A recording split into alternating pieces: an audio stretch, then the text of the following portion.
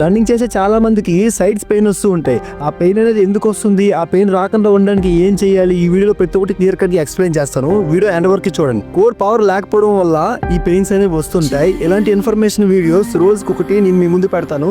మీ video పెట్టగానే మీ వరకు రావాలంటే ఫాలో చేసుకోండి. ఇప్పుడు నేను చేసేది ఫస్ట్ వేరియేషన్.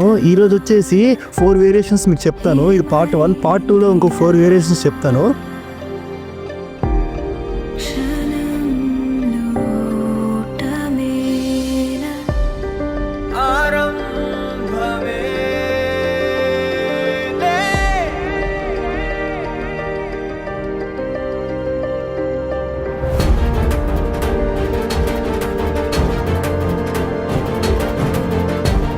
ఇది పార్ట్ 1 వీడియో.